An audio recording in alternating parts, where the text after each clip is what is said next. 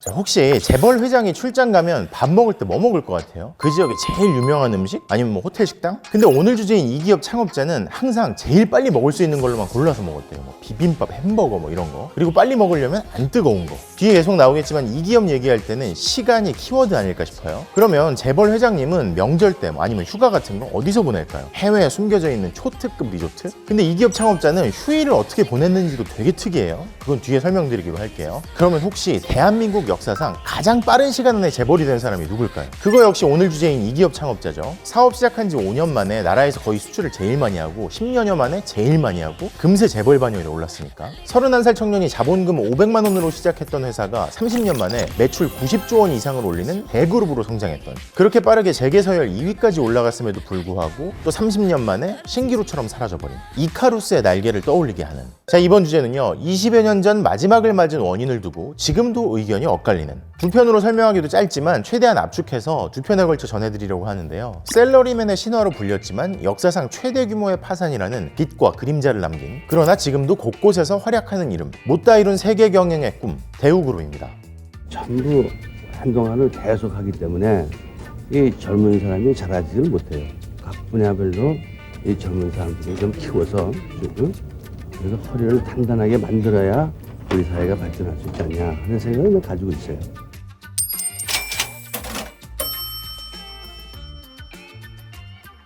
서울 남산 옆에 있는 힐튼 호텔, 대우가 만든 곳이죠. 남산 바라보는 전망, 음식 등등 다 훌륭한데 결국 매각돼서 사라지게 된다는. 이 호텔뿐만 아니라 무역, 건설, 조선, 자동차, 기계, 전자 등등 대우그룹이 30여 년 동안 남긴 많은 것들이 이미 뿔뿔이 흩어지고 주인이 바뀌었어요. 이미 다른 재벌들이 자리를 잡고 뿌리를 내렸던 시대에 30간 넘은 청년이 만든 회사가요, 어떻게 그렇게 빨리 불과 30여 년 사이에 그토록 많은 걸 이뤘을까? 또 그토록 빨리 사라졌을까? 대우의 시작, 창업자 고 김호중 회장 얘기로 가보겠습니다. 자, 김호중 회장 1936년에 대단한 엘리트 집안에서 태어났는데 북한이 14살 때 쳐들어오면서 6.25가 터진 거죠. 아버지가 북한에 끌려가고 가세가 확 기웁니다. 형들은 군대 가고 가족들이 피난 가서 자기가 가장 노릇을 해야 되는데 이때부터 뭔가 남다른 모습을 보여요. 시장에서 신문팔이를 해서 하루에 100부를 팔아야 내 식구가 겨우 먹고 살 수 있을 정도였대요, 하루를. 근데 당시에 신문을 파는 경쟁자가 많았을 거 아니에요. 1등 정도 해야 100부를 하루에 다 팔 수 있고. 그래서 어떻게 했느냐, 매일 10km 정도를 막 뛰어가고 해가지고 가장 먼저 시장에 도착하는 거예요. 근데 소년 김우중이 맨날 빨리 오니까 다른 애들도 막 빨리 오는 거예요. 그래서 또 경쟁에서 이기려고 이번에는 미리 거스름돈을 삼각형으로 접어가지고 쫙 넣고 다녔대. 돈을 받으면 신문이랑 거스름돈을 쫙쫙쫙쫙 줘가지고 한 번에 100부 쫙 팔 수 있게. 근데 이렇게 하니까 또 다른 애들이 따라하는 거야. 그래서 어떻게 했느냐, 마지막에는 신문부터 그냥 쫙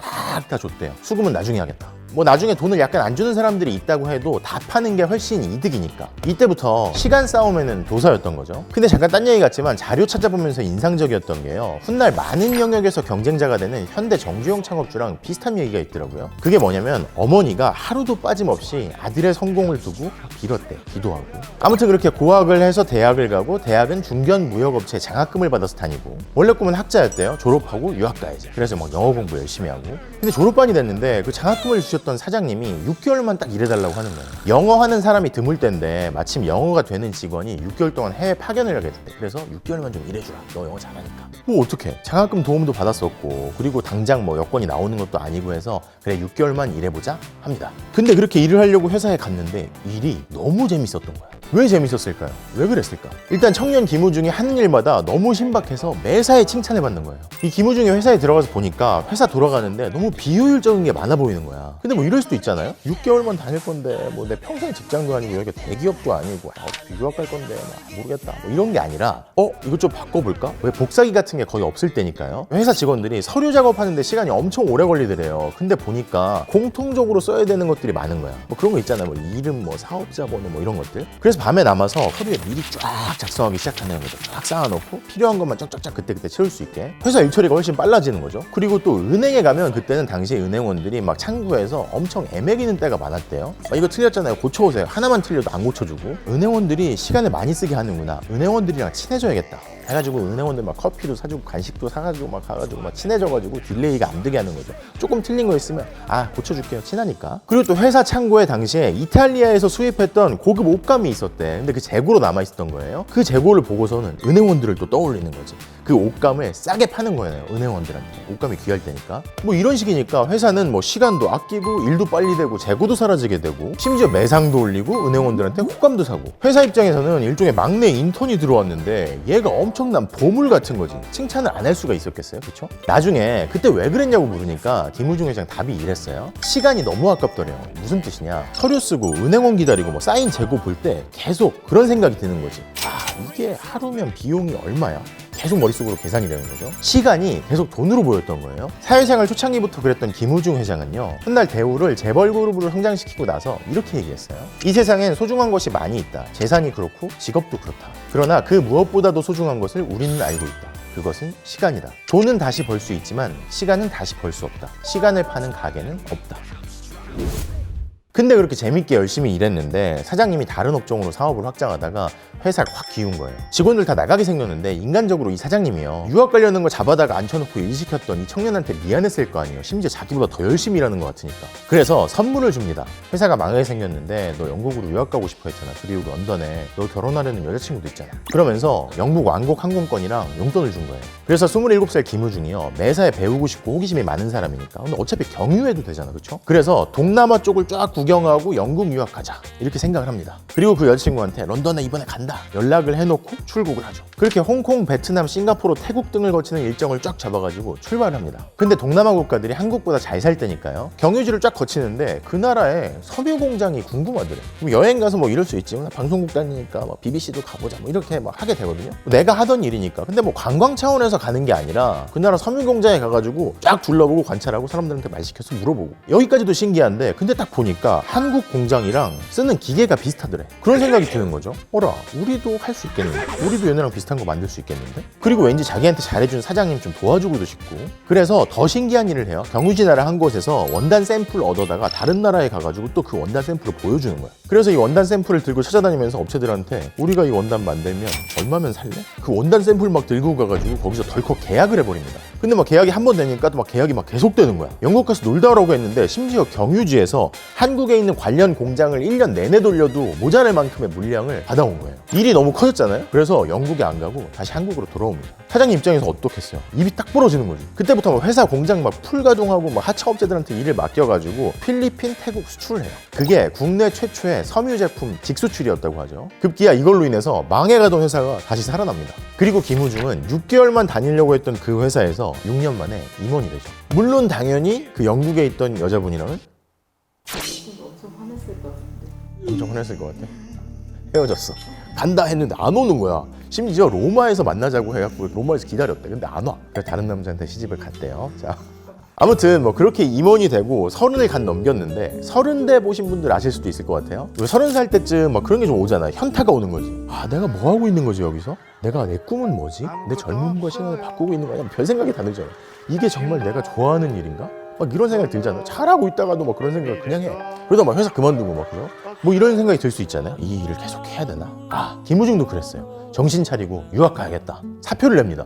근데 이렇게 일 잘하는 직원은 사장님이 그냥 냅둘 수가 있겠어요? 막 그만두지 마라. 사표를 안 받아주는데 무단 결근을 해버리고 계속 붙잡으니까. 근데 회사 그만뒀다는 소문이 들리니까 여기만 있는 게 아니라 막 일본 업체에서 막 스카우트하고 우리가 현지에서 일하게 해주고 그 다음에 돌려와서 한국 지사장에 막 이런 게 뭐 복잡해지니까 아 몰라 일본이든 유학이든 일단 해외로 가겠다 해가지고 여권을 신청했는데 여권이 1년 넘게 안 나오네. 근데 그렇다고 계속 놀 수는 없잖아요. 근데 그 사이에 하청업체 하던 지인이 얘기를 하는 거예요. 돈이 좀 있었나 봐요. 우리가 이번에 새 기계를 많이 들여왔는데 주문을 어떻게 받아야 되는지 모르겠어요. 야, 네가 좀 지문 좀 대신 좀 받아주면 안 돼? 한 번만. 근데 받아줬대. 근데 보니까 너무 잘하잖아. 그러니까 이번에는 동업을 하자고 하는 거예요. 근데 동업할 때 뭐가 필요해요? 초기 사업 자금이 필요하잖아. 야, 돈 없어 했더니 야, 돈 내가 대줄게. 지분도 5대5로 하자. 처음에 내가 대줄 테니까 나중에 돈 벌면 갚아.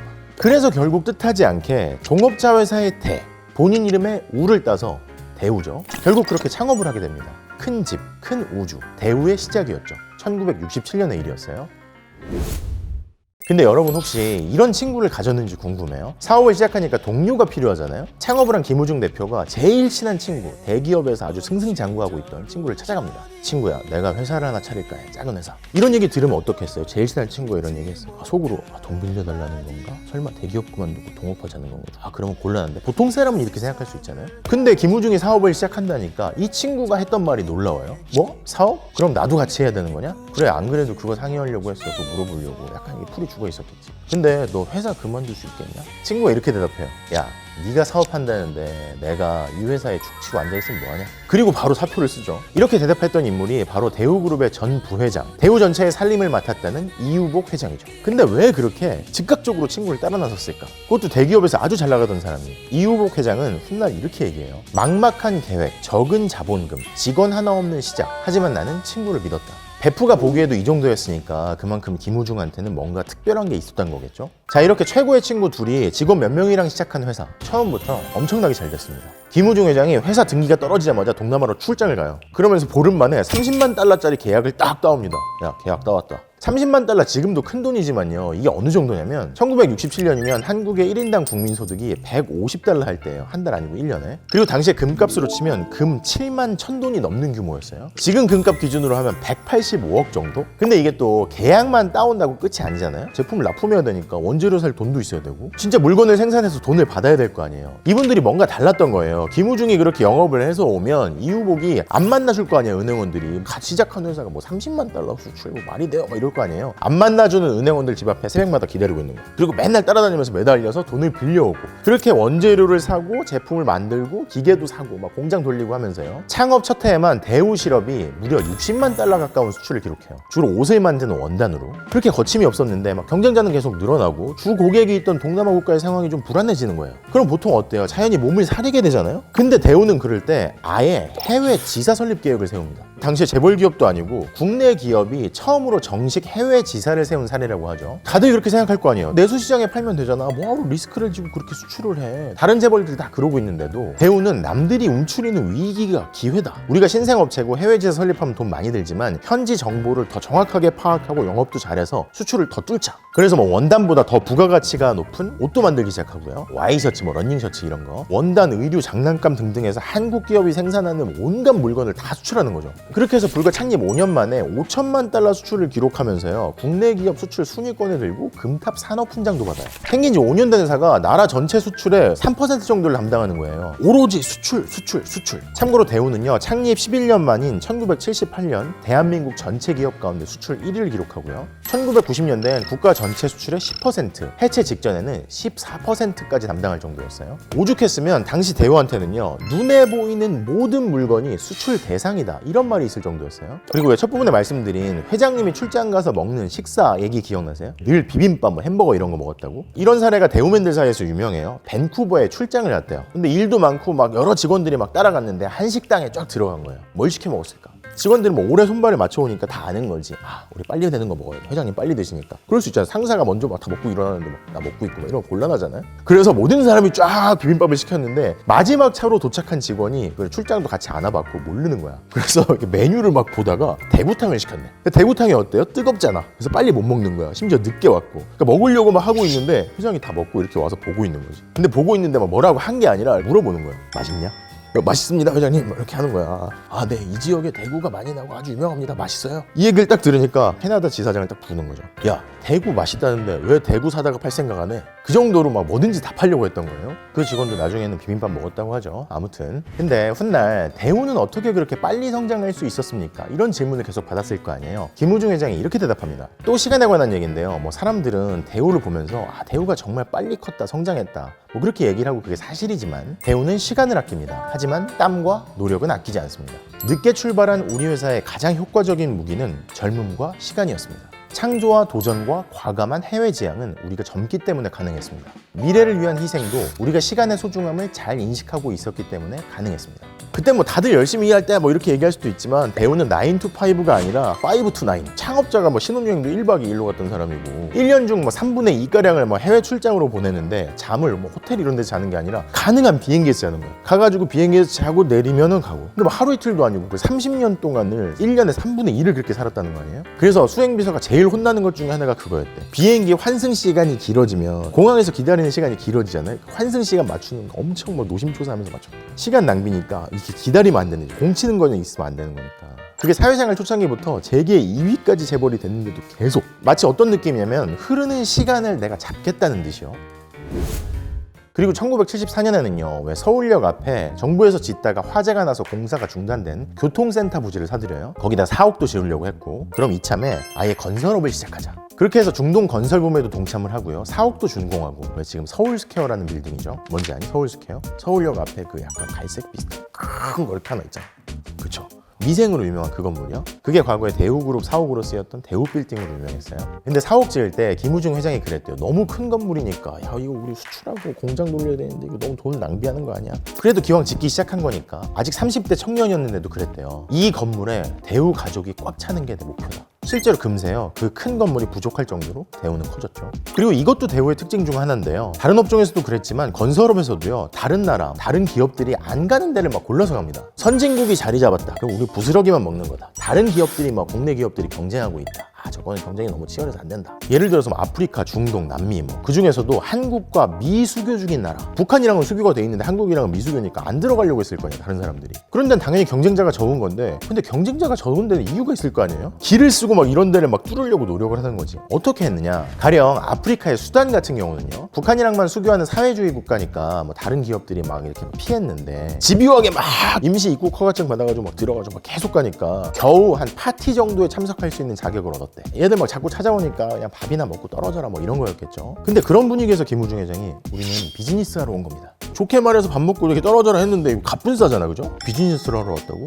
수교도 안 돼 있는데 뭔 소리야. 그리고 말만 그렇게 한다고 되는 게 아니잖아요. 기브 앤 테이크, 그러니까 상대방한테 줄 게 있어야 되잖아. 그래야 일이 성사되고 대우한테 일을 맡길 거 아니에요? 여기서 또 대우와 김우중 회장의 특징이 나와요. 김우중 회장이 이런 말을 한 적이 있는데 그들이 불가능한 계산을 하고 있을 때 나는 가능한 계산에서 출발했다. 이게 무슨 소리냐? 이런 상황에 처할 때마다 나는 할 만큼 했어. 이제 물러나는 게 아니라요. 미리 그 나라에 대해서 조사해놨던 상대가 필요할 만한 걸 제시하는 거예요. 수단에선 그랬대요. 당신들이 생산하는 면화 있잖아요. 그거 팔기 어렵잖아. 우리가 다 팔아줄게요. 상대가 귀가 솔깃해질 거 아니에요, 그죠? 정말 팔 수 있니? 그러면 이 레코드를 보여주는 거지. 야, 우리 대우야. 우리 한국에 있는 거 죄다 다 팔아.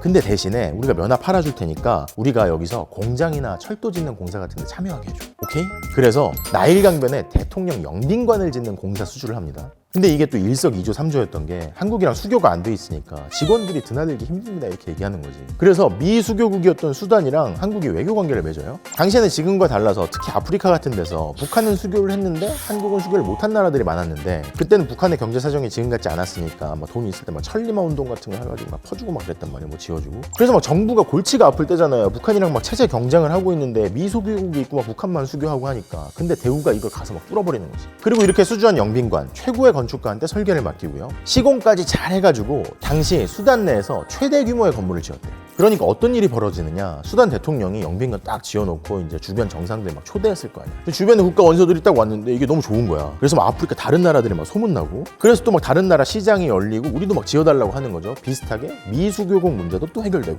이뿐만이 아니죠. 그 나라 최초의 중화학 공장이었다는 타이어 공장도 지어주고요. 사람들이 다 안 된다고 했었대. 야, 타이어 공장 지어본 적도 없잖아. 그리고 거기에 무슨 타이어야. 근데 김우중 회장은 이제 수단의 큰 나라고 자동차 많이 다니는데 타이어 다 수입해야 되니까 저거 지어주면 우리도 좋고 쟤네도 좋다. 그리고 역시 미수교국이었던 리비아 같은 경우에는요. 뭐 의과대학, 도로, 뭐 비행장 등등. 그리고 비행장은 심지어 사막 한가운데에다가 지었어. 근데 또 대금을 받을 때가 되니까 돈이 없다고 하네. 근데 아유 돈을 안 줘요 막 싸우는 게 아니라 아까 뭐라고 했죠? 남들이 불가능한 계산을 하고 있을 때 나는 가능한 계산에서 출발했다. 아까 수단에서도 면화 받았듯이요. 뭐 돈이 없어? 돈 못 줘? 그러면 괜찮아. 대신 너네 원유 많이 나오지? 원유 줘. 그래서 이 원유 받은 걸 정제해가지고 또 마진이 더 남는 걸로 수출하고. 그래서 더 큰 이익을 남기고. 심지어 리비아 같은 경우에는요. 다른 나라가 또 돈을 못 받은 게 있었대요. 그럼 거기에 또 끼어드는 거지. 그 나라 사람들 만나가지고 야 리비아에서 돈 못 받은 거 있지. 그거 받기 어렵잖아. 근데 우리가 대신 받아줄게. 그 권리를 우리한테 줘. 그 대신 우리가 대우에서 만든 물건들을 너네한테 줄게. 그 금액만큼.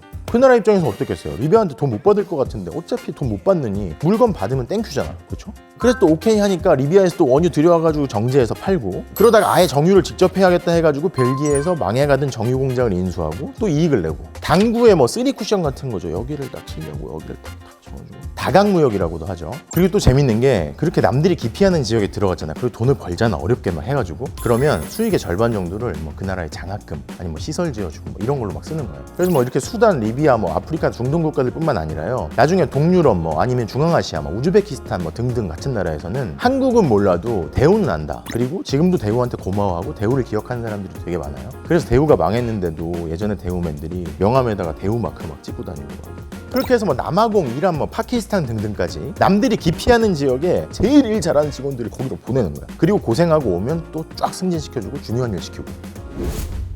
그 얘기 듣다 보면 당연히 그런 생각이 들 수 있죠. 아, 직원들만 개고생했겠네 싶은 생각이 들 수 있잖아요. 직원들 엄청 고생한 건 사실이죠. 특히 제일 잘 나간다 싶은 임직원들은 힘든 개척해야 되는 지역으로 우선적으로 보냈다고 하니까요. 근데 대우는 처음부터 끝까지 김우중 회장도 직접 뛰었어요. 아까 리비아 같은 경우는 왜 카다피라는 지도자가 있었잖아요. 그쪽에 건설 현장에 갑자기 막 차들이 막 쫙 오는데 총 든 사람들이랑 와가지고 그리고 김우중 회장 데려가는 거지. 그 유명한 사막 한가운데 텐트 치고 어디 있는지 모르고 텐트에 카다피가 딱 있거든요. 거기서 만나서 협상하고. 총든 독재자 얼마나 무섭겠어, 그렇죠? 그리고 왜 첫 부분에 재벌 회장님들 명절 어떻게 보낼까요? 휴일 어떻게 보낼까요? 뭐 이런 얘기 드렸잖아요. 김우중 회장은 한 번도 명절을 가족이랑 보낸 적이 없었대요. 이게 무슨 뜻이냐? 설이나 추석 같은 경우에는 무조건 그 시점에 대우가 진출한 가장 오지에 있는 국가로 가서 보내는 거예요. 그러니까 수행 비서랑 둘이 떠나는 거지. 그래서 거기서 직원들이랑 같이 보내는 거죠. 같이 밥 먹고 뭐 운동도 하고 세배 받고 세뱃돈도 주고. 근데 이게 초창기에만 그랬던 게 아니라 굴지의 대기업 재벌 회장이 되고도 계속 그러니까 하루는 젊은 수행비서가 그렇게 물은 적도 있었대. 회장님 좀 쉬시죠. 이제는 가족들이랑 보내셔도 되지 않겠습니까? 명절 정도는요. 그랬더니 김우중 회장이 하는 말이 이 오지에서 우리 직원들도 가족들이랑 떨어져서 혼자 있는데 내가 어떻게 가족들이랑 지내냐. 나만 편히 가족들이랑 지낼 수 없다. 물론 너희들 시대에는 안 그래도 될 거다. 하지만 내 시대 사람들은 그렇게 해야 된다. 내 시대의 희생이 있어야 너희 시대에 안 그럴 수 있다. 80년대 후반에 처음 나온 김우중 회장의 책에도 실제로 이렇게 쓰여 있어요. 청년 여러분은 세계화 시대의 주역이 됩니다. 우리 세대가 개발도상국으로서의 대한민국 마지막 세대라면 젊은 여러분은 선진국으로서의 대한민국 첫 세대여야 합니다. 세계 무대의 주역으로 나선 대한민국의 첫 번째 세대여야 합니다.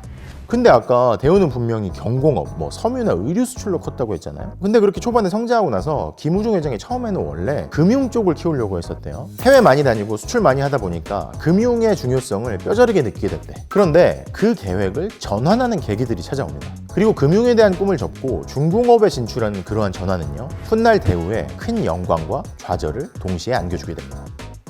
중공업의 조선, 전자의 자동차까지 한국은 몰라도 대우는 안다. 지구촌 곳곳에서 성과를 내던 세계 경영. 하지만 얻는 게 있으면 잃는 것도 있는 법이죠. 언제나 시간과 행운을 자기 편으로 만들었던 김우중 회장인데요. 김우중 회장의 의지로도 바꿀 수 없는 게 있었어요. 언제 그랬냐는 듯 셀러리맨의 신화라고 칭송했던 대중의 평가는 180도 뒤집어졌습니다. 이카루스의 날개가 녹기 시작한 거죠. 금융기관들이 나가가지고 전부 돈을 갖다 쇼통을 구워가지고 그래가지고 마음대로 놀리고 하다가 보니까 거기 문제가 돼서 이렇게 생긴 거지. 자기들은 하지 않고 완전히 우리한테 돌린다 이거지. 무슨 일이 생길 때마다 학계나 언론이나 정부나 뭐 할 것 없이 전부 마찬가지로 대기업 매일 대기업이에요. 큰 걸 봐야지. 한 케이스 아까 같은 한복 하나 봐가지고 hamburger 이렇게 얘기하는데 hamburger 대기업이에요 이게. 하다 말한 거지.